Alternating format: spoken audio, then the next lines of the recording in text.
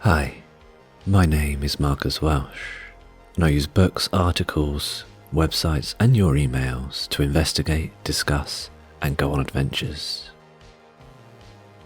Please remember to wake up and lick and subscribe. Thank you, please enjoy the rest of your nap.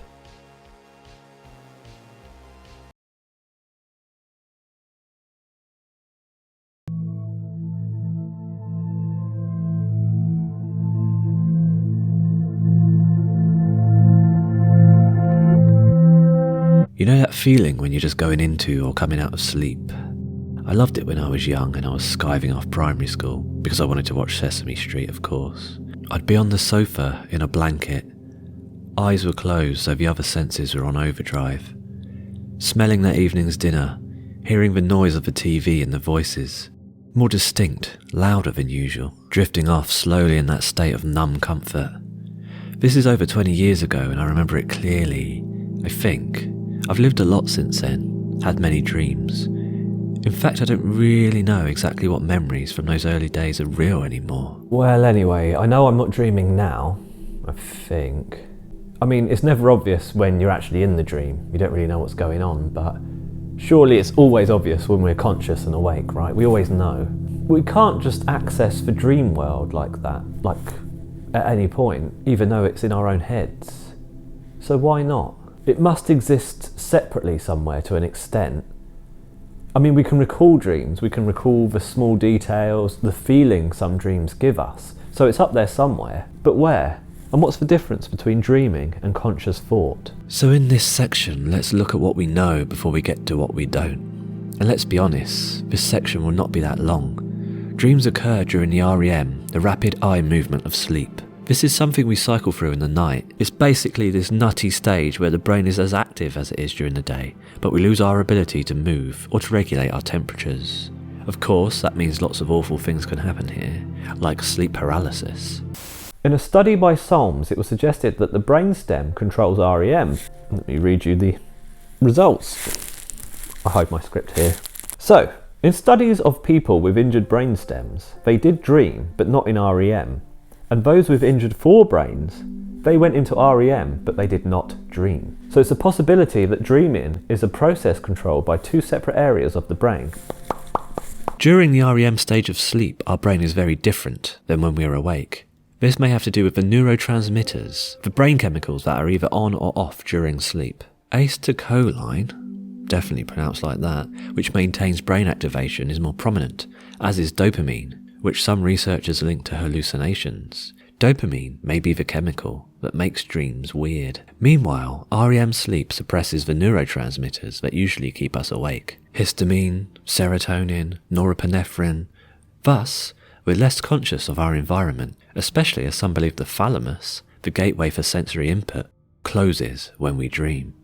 So to be in REM, we need to be in a sleep state. So, what is sleep? Well, it's a process essential to life and good health. If you do not sleep, you die. The more sleep deprived you are, the more likely you are to become ill. It's interesting to me that the brain does not release the noradrenaline molecule.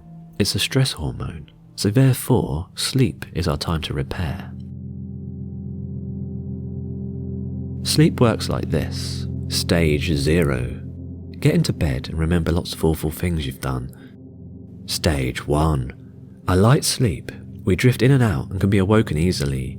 Our eyes move very slowly and muscle activity slows down. Sometimes you experience sudden muscle contractions called hypnic myoclonia or hypnic jerks. Sometimes I fall off a tall building when having one of these. Stage 2. When we enter stage 2 sleep, our eye movements stop and our brain waves become slower, with occasional bursts of rapid waves called sleep spindles. Stage 3. Extremely slow brain waves called delta waves begin to appear. Stage 4. The brain produces delta waves almost exclusively. It's very difficult to wake someone during stage 3 and 4. This is what is known as deep sleep. People awakened during deep sleep do not adjust immediately and often feel groggy and disorientated for several minutes after they wake up. And then comes REM, about 70 to 90 minutes after stage 1. So these brain waves, these delta waves, what are they and how do they affect the brain during the dream process? I don't know, I'm asking. All the electrical activity going on up there is displayed in the form of brain waves that form electroencephalography, or the EEG.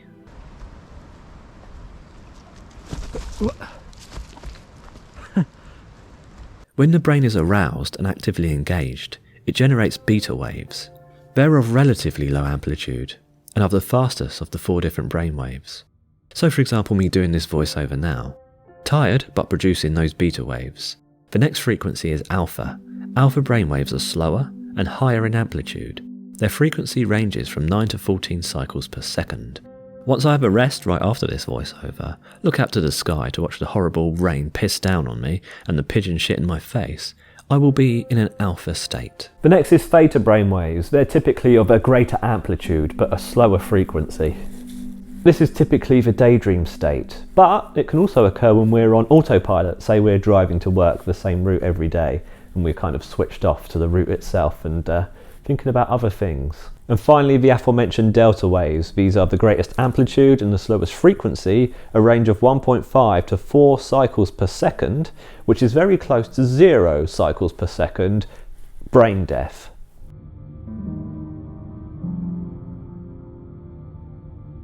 Marzano et al. From the University of Rome have potentially succeeded for the first time in explaining how humans remember their dreams. They predicted the likelihood of successful dream recall based on a signature pattern of brainwaves. 65 students spent 2 consecutive nights in their research laboratory. During the first night, the students were left to sleep, allowing them to get used to their rooms. During the second night, the researchers measured the students' brainwaves during the 5 cycles of sleep, using the old EEG machine-y thingy. So the students were woken at various times and asked to fill out a diary detailing whether or not they dreamt, how often they dreamt, and whether they could remember the content of their dreams. I'm not memorising this. It turns out the participants who exhibited more low-frequency theta waves in the frontal lobes were also more likely to remember their dreams. This finding is interesting because the increased frontal theta activity the researchers observed looks just like the successful encoding and retrieval of autobiographical memories seen whilst we were awake. Memory recall. It is the same electrical oscillations in the frontal cortex that make the recollection of episodic memories, i.e. that time you pooed yourself, possible. The findings therefore concluded the neurophysiological mechanisms that we employ while dreaming and recalling dreams are the same as when we construct and retrieve memories whilst we are awake. So yeah, in conclusion, no one knows what the fuck dreams are. Move on. Get over it.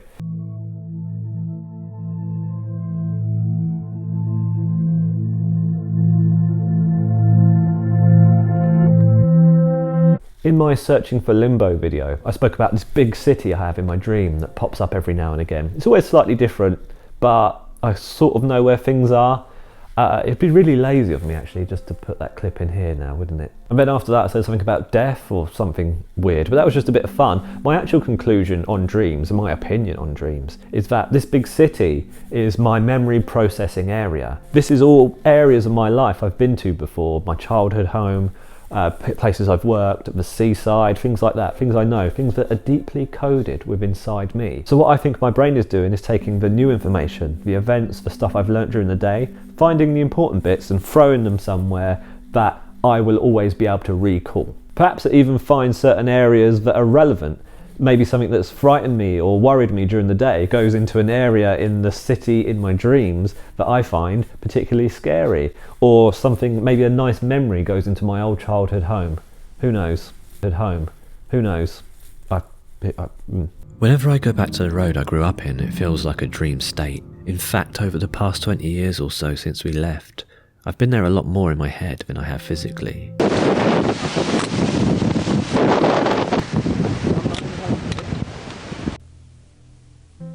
And one day, when I can get inside again, stand in the middle of a long garden, with tears rolling down my face, it will feel more of a dream state than any waking moment before it.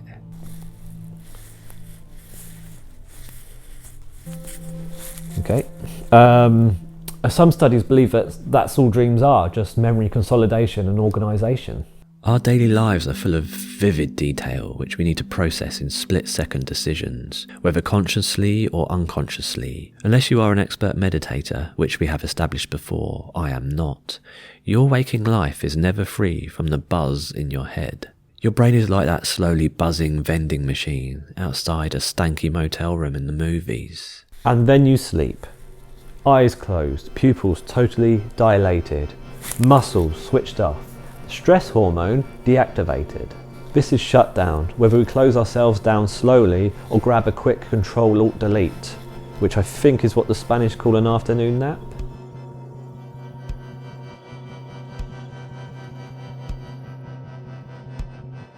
So then why the flip am I dreaming about sun death at my old work, with a guy I hated?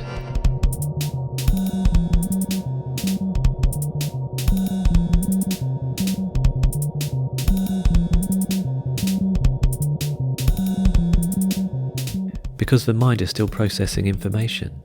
Yes, you get the downtime before and after REM, but that REM stage is, maybe, full-blown cognitive restructuring. Maybe, that's one theory. Let's look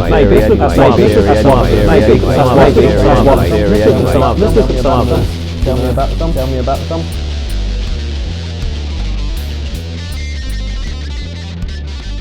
Maybe, that's one theory anyway. Let's look at some others. Do you want to tell me about some? Sure, can do. One sec. So let's talk about the activation synthesis hypothesis, which states that dreams don't, try saying that fast 3 times. Activation synthesis hypothesis, which states that dreams don't actually mean anything. They are merely electrical brain impulses that pull random thoughts and imagery from our memories. Humans, the theory goes, construct dream stories after they wake up in a natural attempt to make sense of it all. So it's kind of a random process of memory recall, but obviously the events and the memories in the forefront, the things that happened to you most recently, are the more prominent types of dreams. But it does explain why sometimes you have that weird dream about that person you haven't seen from primary school 20 years ago. But that seems too simple for me. It seems all mammals dream, and if there was no need for it, it would have just been evolved out of us, right? But as mammals, there is one thing we all have in common. Lots of things are trying to kill us. Threat simulation theory suggests that dreaming should be seen as an ancient biological defense mechanism that provided an evolutionary advantage because of its capacity to repeatedly simulate potential threatening events, enhancing the neurocognitive mechanisms required for efficient threat perception and avoidance. And that would be the best time to simulate threats, wouldn't it? When fight or flight is turned off. And another good idea, this is a perfect time to process all that emotional information, from the happiness to the trauma. But my favourite dream theory is the theory of creativity. Some say the purpose of dreams is to help us solve problems, where we can wander around the unconscious and unconstrained mind, full of its limitless potential. We all know the stories of creative light bulb moments when people have been asleep. Do we? I don't know. Well, Paul McCartney wrote Yesterday in his sleep, so that's one. It's possible when free from stress, full of dopamine and filled with all the ideas somewhere in the front and back of your head, that the ability to make unexpected connections between memories and ideas is the perfect breeding ground for creativity.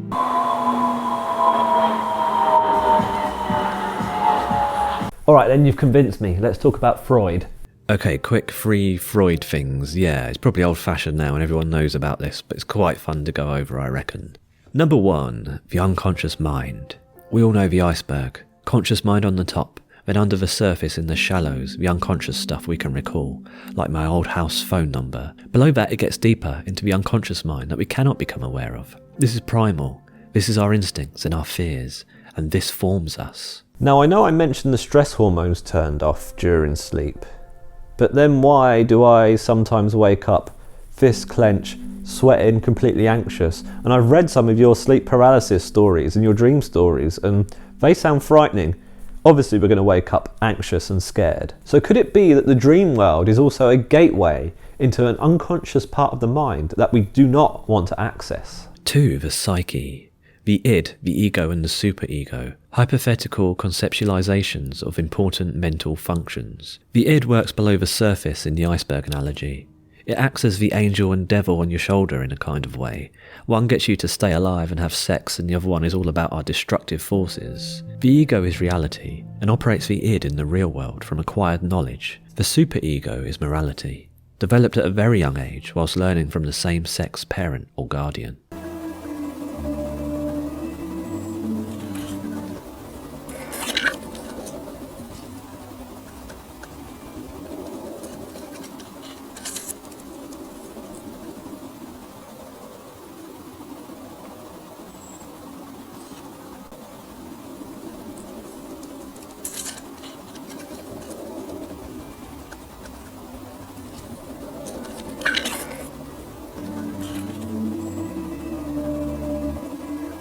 How does this relate to dreams? No idea, but let's see what number 3 is.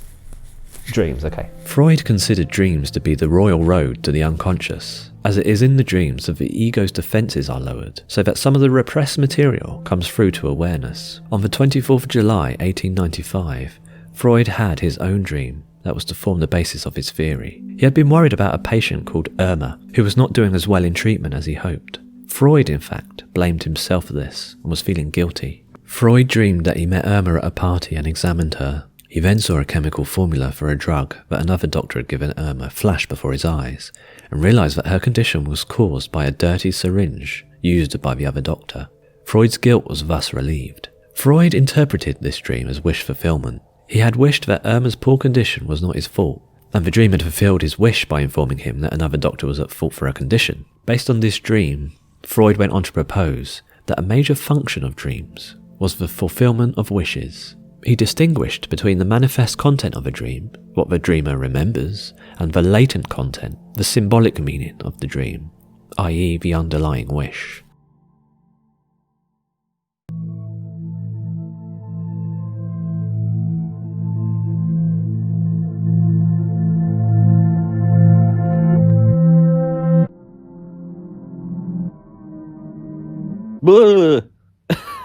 Morning. So I had this recurring dream once, right? I don't know whether you know of a person called Chris Tarrant, but he's the presenter of the UK Who Wants to Be a Millionaire show. He's all like, hello, who wants to be a millionaire? I was on the show in this dream, and I had this dream every night, I think, for maybe a week, going on 2 weeks. And I was a contestant, and I don't ever remember what happened, but I'd wake up screaming every time, like going, oh, you know, the kind of dream screaming, like, and it stayed with me, and I don't exactly know what was scary about it. It wasn't being on the show, I was having a good time. Something happened between being on the show and waking up. I don't know what, but it must have been frightening. That's the only recurring dream I've really ever had, apart from various types of plane crashes, but they're never the same. I'm always somewhere different, or it's a different plane that's crashed, or the situation's different, so it will crash, and I will see the crash, or I won't see the crash, and I'll be running away from a big fireball, etc. So yeah. I've done a lot of research on this, again as vague as it can be because it's still such an unknown area. But the consensus is that recurring dreams are unresolved conflict, dormant or daily stress and trauma, sadness, grief and guilt. In a dream state, when trying to process information, we do have to consider that, like much in our lives, some information is not easily or at all processable. So maybe we're coming to a block, and those repetitive dreams are just the mind's unsuccessful attempt at storing that information. And where better to store an emotional or impactful event than somewhere with neuroconnection. Perhaps when I'm dreaming about being back at school. The same 8-year-old me, painfully shy, only this time I've got no trousers or pants on.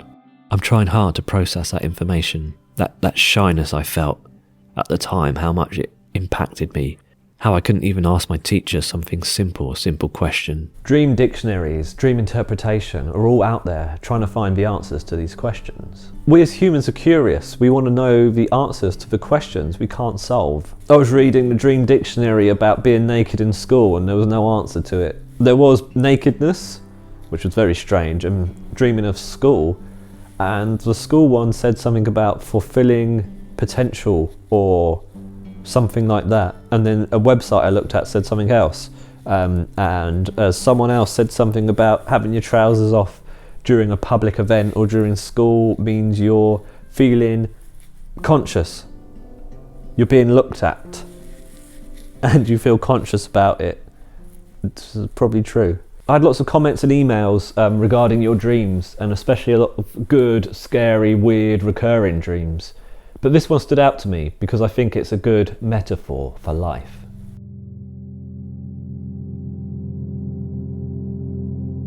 From the age of about 6 to at least 15, I had a dream several times a week. I'd get in a car, go up a ramp, and just drive off a bridge that simply ended.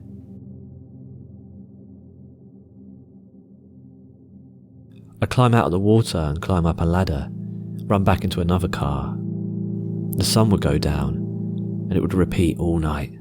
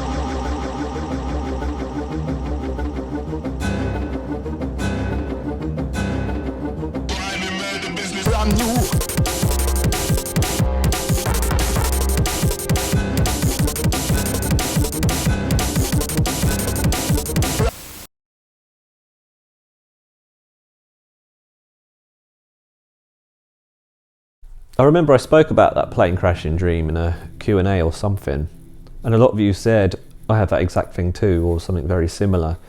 And it makes sense, you know, we're not completely shut off from the world around us. We can still smell it, we can still hear it, even in a sleep state. Add to that, we're all scared of similar things. You know, a plane crash is something we'd all be scared of.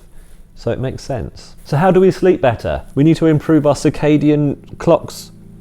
Clocks? It's clocks, yeah. The circadian clock consists of a cluster of roughly 20,000 neurons known as a suprachiasmatic nucleus. The cluster is located in the hypothalamus at the base of the brain. When the eyes perceive light during the day, they activate signals that travel down a nerve tract, disgusting, to the SCN, that's the suprachiasmatic nucleus, which lets the brain know it is time to be awake, right? The SCN, which is, you know, then releases a series of hormones, including cortisol, that gets you up for that drive to school. For all your mums out there like me, after waking, a healthy person will become increasingly tired throughout the day until the sun goes down, when feelings of tiredness peak.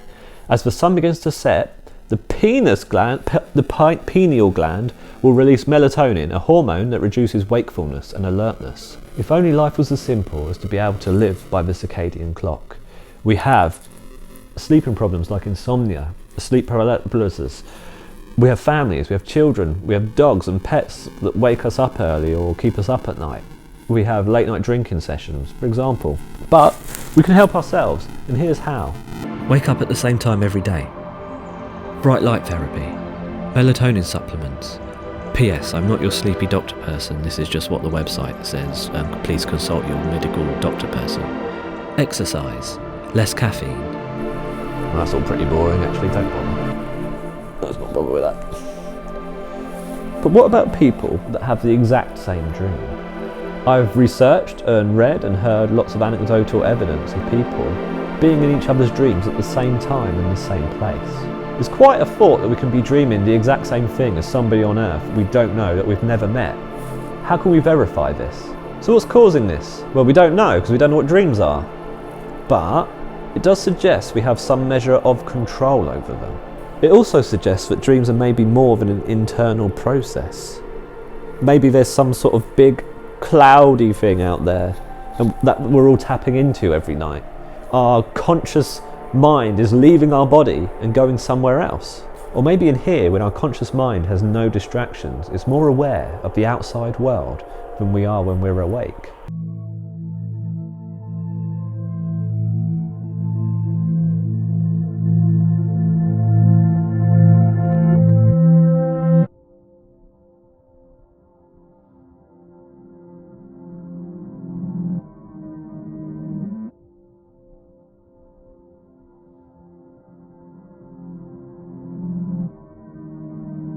If you were offered the chance to see how and when you would die, would you take it?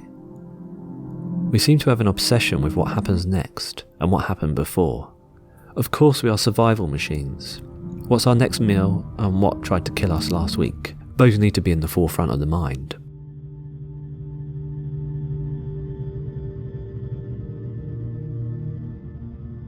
But I do truly think the way to some form of enlightenment is to be able to live in the now, in the present. For now contains everything that will exist, and everything that has ever existed. There can be no regret in the now, because any mistake passes with acknowledgement and learning, not dwelling. That's why, when offered a chance to see how I would die, I would take it. What more would I need to know about my future, when I can see the ultimate?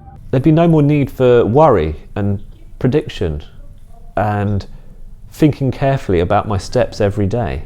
I could relax in situations that cause me anxiety because I know that I won't die during them. But what if the way I died was the same way we all died? What if I saw a nuclear blast or a meteor hit Earth? And then now I hold the information as to the fate of the human race. What a powerful position to be in, which makes future prediction one of the most lucrative businesses on Earth. Just think about how Nostradamus becomes a bestseller anytime a big world event happens. And they're pretty fun. Nostradamus's predictions are pretty fun. They're a bit eerie though. They give me the chills a little bit sometimes. Here's his prediction on the detonation of an atomic bomb.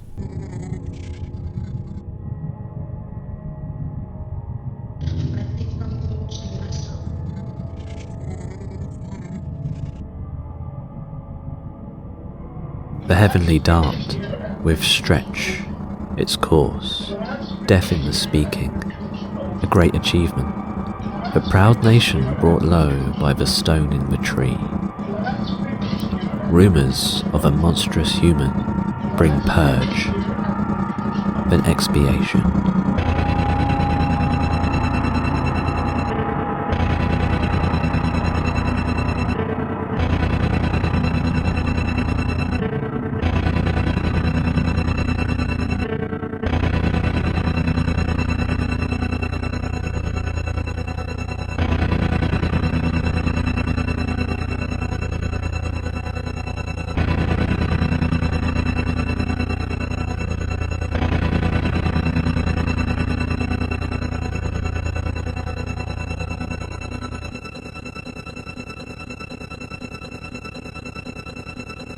And it is within us to be able to predict, just as we can predict future events based on history and scientific modelling.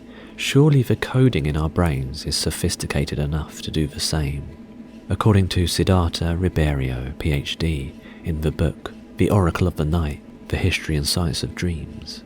It is not a deterministic oracle that can predict what's going to happen, but rather it's a very sophisticated, probabilistic neurobiological machine that's based on what happened in the past and simulates possible futures. In other words, our dreams are constantly putting out potential scenarios for what the future could look like, based on what our brains know of the past. If dreams play a role in consolidating memories, they help us learn and prepare for the future, and are a source of new ideas and creativity.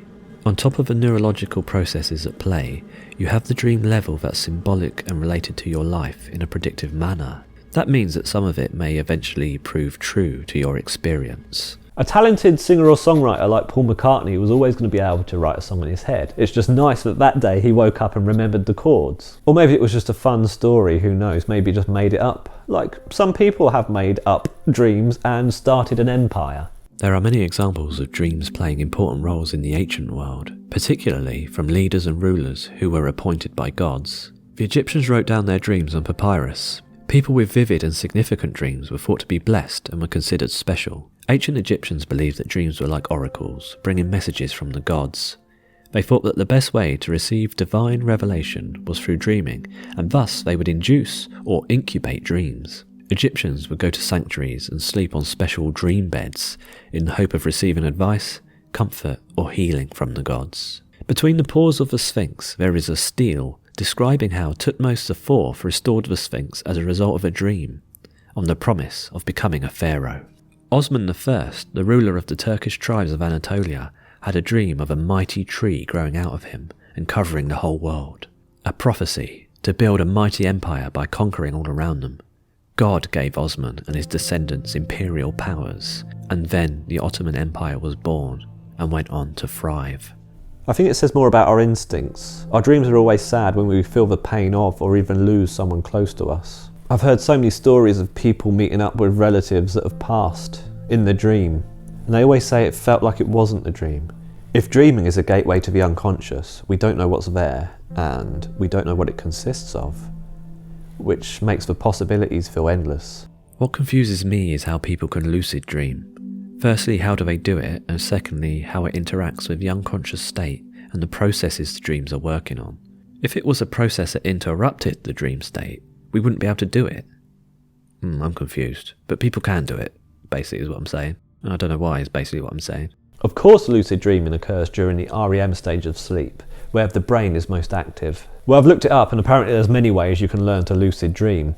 But this one made me feel a bit weird. Apparently during the day you have to do reality checks. As these reality checks become habit, you'll be able to induce awareness during dreaming, apparently. Popular reality checks include finger through palm. Push your fingers against your opposite palm. If they pass through, you're dreaming. Mirrors. In a dream state, your reflection won't look normal. Nose pinch. Pinch your nose. You'll be able to breathe if you're in a dream. Reading. Look away from text and then look back again. If you're dreaming, the text will change. Tattoos. If you have tattoos, just look at them. They'll look different in a dream.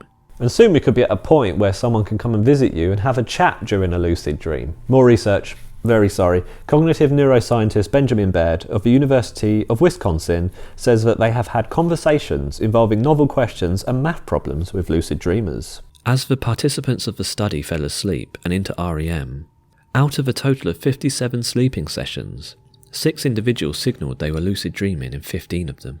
In those tests, researchers asked the dreamers simple yes or no questions, or simple maths problems like 8 minus 6, which is 2. To answer, dreamers used the signals they had been taught before falling asleep, which included smiling or frowning, moving their eyes multiple times to indicate a sum, or, in the German lab, moving their eyes in patterns that matched Morse code. So, the researchers asked 158 questions of the lucid dreamers, who responded correctly 18.6% of the time. The dreamers gave the wrong answer to only 3.2 of the questions. 17.7 of the answers were not clear, and 60.8 of the questions got no response. The researchers say this shows that communication is possible. It is proof of concept, and the fact that different labs used all these different ways to prove it is possible to have this kind of two-way communication makes it stronger. After several questions, the dreamers were woken up and asked to describe their dreams. Some remembered the questions as part of a dream. One dreamer reported math problems coming out of a car radio. Another was at a party when he heard the researcher interrupting his dream, like a narrator in a movie, to ask him whether he spoke Spanish. That's my stomach. I'm going to go and eat breakfast because it's the morning. I don't even know what's happening. Thank you. I don't know what dreams are, in conclusion. What they're for, why they happen, why they recur, why they predict, why they're so stupid, why they're so scary, why we can be aware in them. Let's take the research to the dreams. I'm going to train myself to lucid dream And you should do it too if you can't already. There's a link in the description box to how I'm going to do it. And when we can all do it, let's meet somewhere. Say the Taj Mahal? See if we can have that same dream at the same time. I'll be there when I can. The first one to meet me in a dream state at the Taj Mahal and then message me the next day to say, good to see you yesterday at the Taj Mahal, you will win. You will win a Kinder Egg. So, thanks for watching. Sweet dreams, and of course don't forget to rewind the tape before you take it back.